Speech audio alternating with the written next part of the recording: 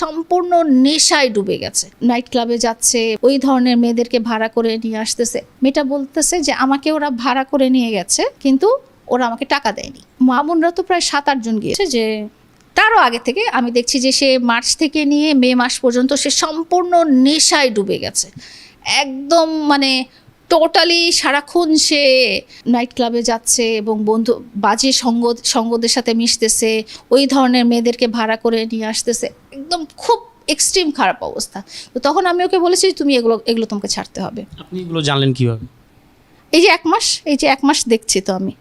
হ্যাঁ, এই মার্চ থেকে নিয়ে মে মাস পর্যন্ত তো আমার সাথে তো যাওয়া আসা কথাবার্তা এগুলো তো আমি দেখছি, এবং ও আমাকে জানাচ্ছে ও নাইট ক্লাবে যাচ্ছে। এবং সবচেয়ে মজার ব্যাপার কি, আমাকে কষ্ট করে বলতে হবে না। এটা যদি কখনো তদন্তে যায়, ওর মোবাইল কোথায় কোথায় গেছে ওই রেডিয়াস দেখলেই বোঝা যাবে।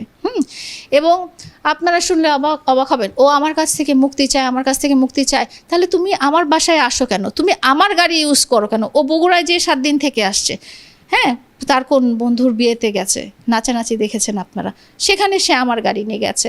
তারপরে সে যশোরে গেছে, সেখানেও একটা নাচানাচির প্রোগ্রামে, সেখানেও সে আমার গাড়ি নিয়ে গেছে।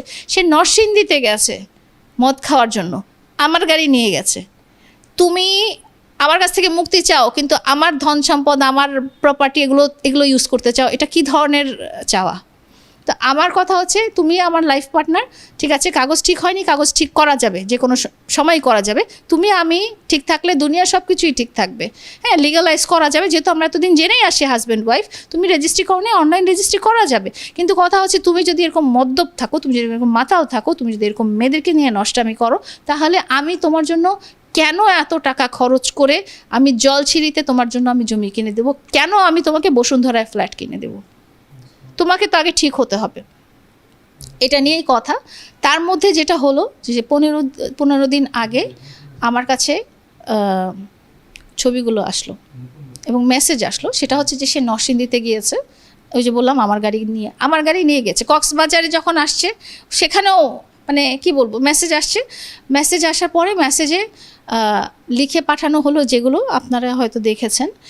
সেখানে আমার সাথে ফোনে কথা হয়েছে মেয়েটা বলতেছে যে আমাকে ওরা ভাড়া করে নিয়ে গেছে, হ্যাঁ, কিন্তু ওরা আমাকে টাকা দেয়নি। একটা মেয়েকে ভাড়া করে নিয়ে গেছে, তা কিন্তু তাকে টাকা করার জন্য, ফিজিক্যাল অ্যাক্টিভিটিস করার জন্য, কিন্তু তাকে টাকা দেওয়া হয়নি। হ্যাঁ, কতজন ছিল তার সাথে? ওর মামুনরা তো প্রায় 7-8 জন গিয়েছিল। যে ও আমার সাথে এই কাজ করছে, ওই কাজ করছে, সেই কাজ করছে। আপনাকে আমি জানাতাম না, কারণ এখন জানাচ্ছি, কারণ সে এতজন মিলে আমার সাথে এই কাজ করছে, কিন্তু আমাকে টাকা দেয়নি। হ্যাঁ, এখন মানে ওদের নষ্টামি পর্যায়টা এত খারাপ পর্যায়ে চলে